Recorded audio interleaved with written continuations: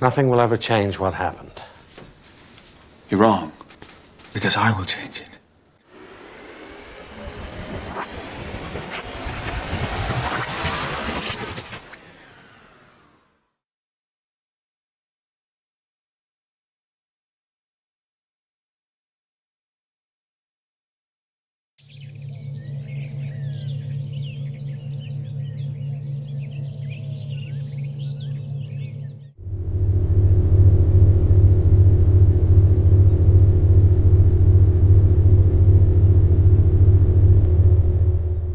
Hello, and welcome to the second episode of Time Travel Talk.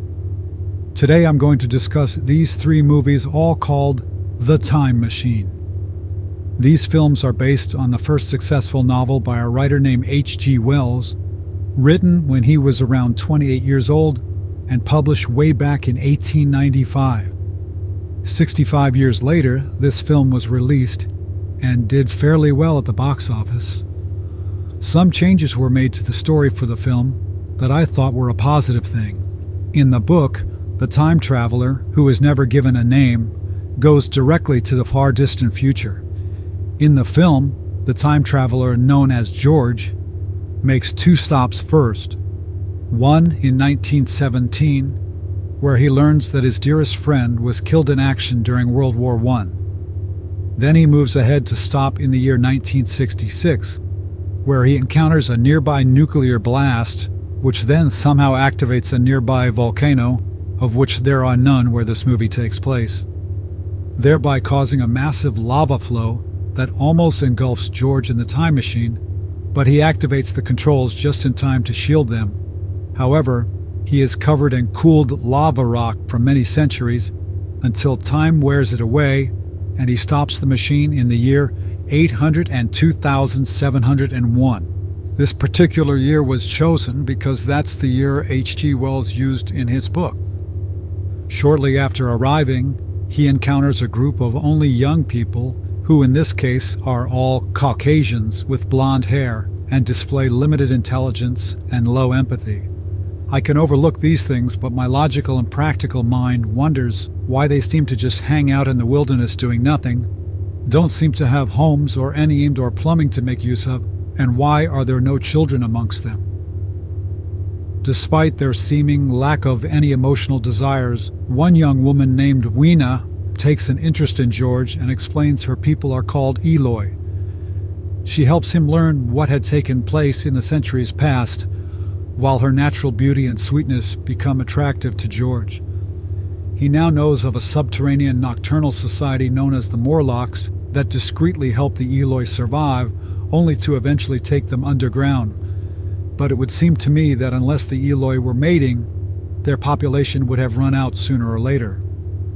When Weena and others are taken, George finds a way underground and learns the Eloi are used as food, but after a lengthy fight and creating several large fires, he rescues Weena and a few dozen others.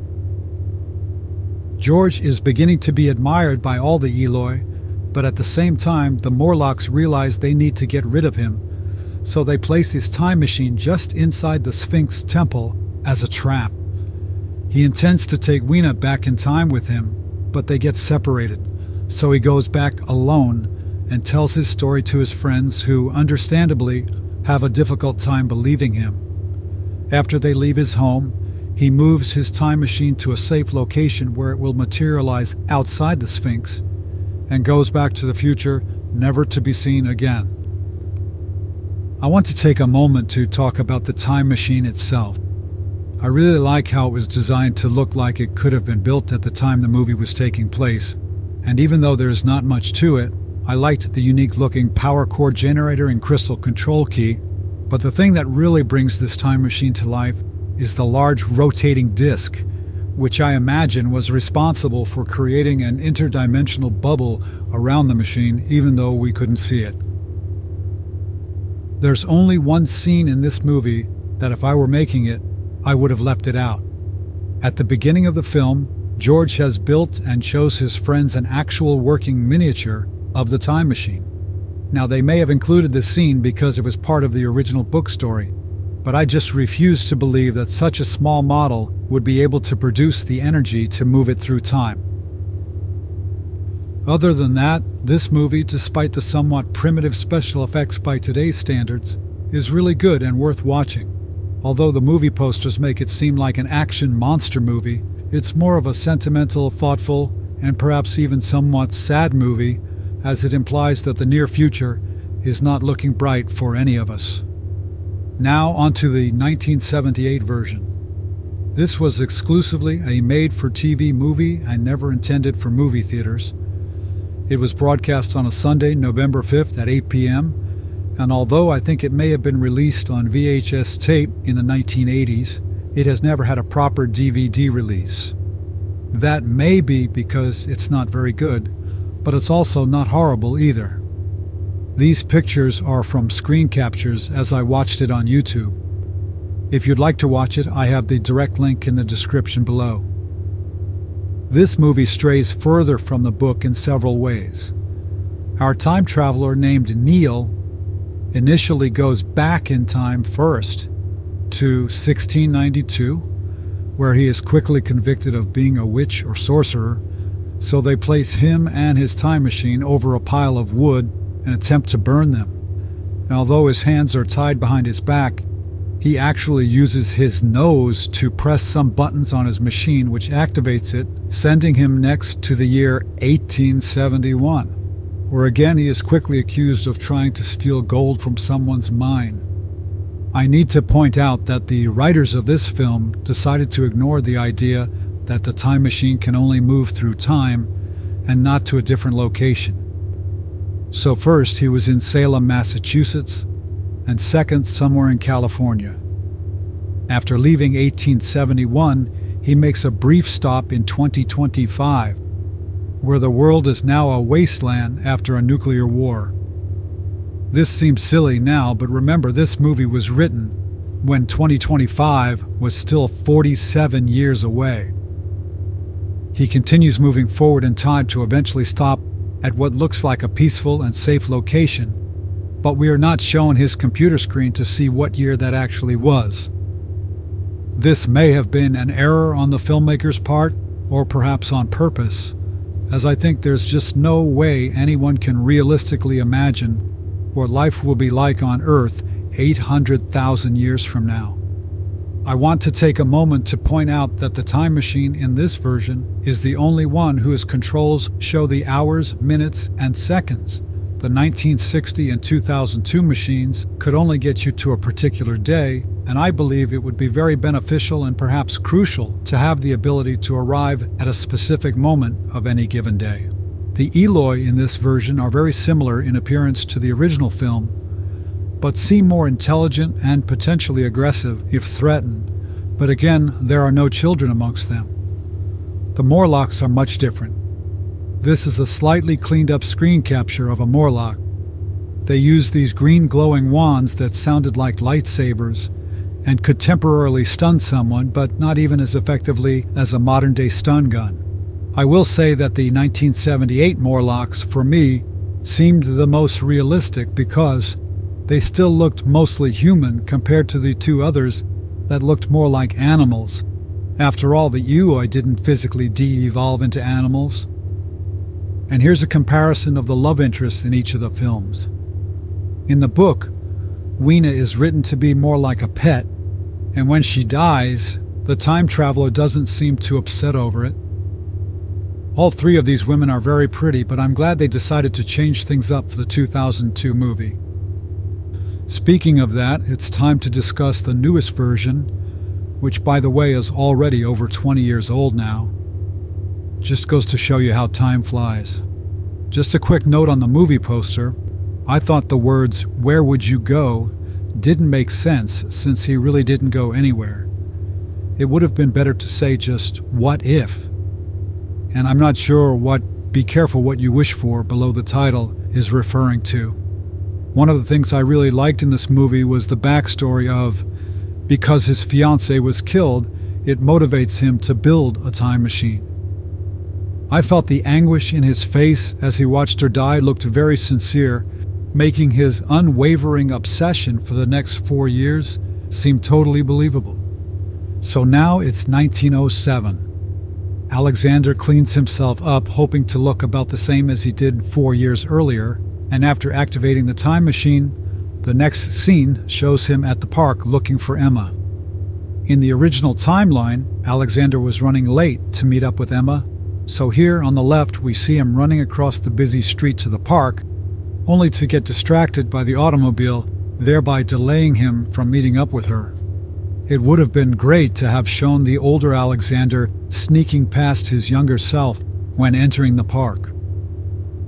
Now, when I first saw this movie, I thought the writers decided to completely ignore the fact that there would be two Alexanders existing at the same time. However, there is this very brief scene as they're walking together maybe 5 blocks away from the park where he says this. Emma, listen to me. I need to leave you now, but I want you to go straight home and stay there. I promise you I'll come by sometime later tonight. It won't seem to make any sense. I'll be all upset that you didn't meet me in the park, but you must trust me. This confirms that he is aware that his younger self is out there and might go home to find a time machine sitting in the workshop. However, after Emma dies by accident, the next scene is him sitting in what I'm assuming is a hospital waiting room, although it's hard to tell. And at that point, he no longer seems concerned about rushing back to the time machine. It is possible this could have all worked out, even though he doesn't rush back home. Here's the scenario. After the younger Alexander leaves the guy with the car, he wanders through the park, and now in this slightly altered timeline, unable to find Emma, he decides to head over to our house or apartment, hoping to find her there, but is greeted by perhaps a parent, sibling, or roommate that tells him she had gone to the park as planned. So if I were him, I would go back to the park again and look for her. If I couldn't find her, I would go back to her apartment or house again to see if we somehow missed each other and she went home. At this point, although mildly concerned, I would finally head back to my house in hopes of eventually hearing from her. So all this would have potentially given the older Alexander enough time to get back to the time machine and head off into the future. I think it was a big mistake not to include all that I just explained into the film, but there's even a bigger mistake, which is this. For some reason, they decided to include not only H.G. Wells, but the Time Machine book and the 1960 movie. Think about it. Here's a guy who's already fascinated with time, and since the book was published in 1895, Alexander would almost certainly have read it perhaps several times, which seems even more likely as we see a picture of H.G. Wells hanging on the wall of his house. What makes this significant is because it makes the third act of the movie kind of stupid, as it follows the fictitious story that he's very familiar with, yet when he arrives in the future, he doesn't recognize the year he stopped, the Eloi, or the Morlocks. In my opinion, it would have been better to change the future to something entirely different, or at least different enough to not mimic the fictional story, since that's clearly pointed out to us by the library computer. And speaking of the computer, I thought it was a neat idea in how he helped him understand what was going on in that future time, but it seems very unlikely that that computer would still be operational after 800,000 years. And one final thing was the chase scene through the Morlock tunnels. I don't believe Alexander and Mara could have successfully outrun the Morlocks, because the tunnels, as you can see, are not smooth, flat surfaces, and along with being dark, how did they know exactly which direction to run? Alright, I want to take a moment to talk about this time machine. Whoever designed this deserves many accolades, as it was so awesome looking. It not only looks like something that could be constructed in the early 1900s, but it looks like it could really take you to another time. By the way, they should have included a scene during Alexander's 4 years of building it, where he was opening up delivered crates or boxes with some of the needed parts that he would not have been able to make in his home workshop, such as all those crystal glass pieces. Alright, so out of these 3 movies, which one do I like the best? Yep, the newest one. I know I just talked about its issues, but there's lots of good things about it as well which make up for the bad. So for me, my favorite The Time Machine movie is this one. Let me know in the comments what your favorite is and why. Thank you for watching, and I will talk with you all next time.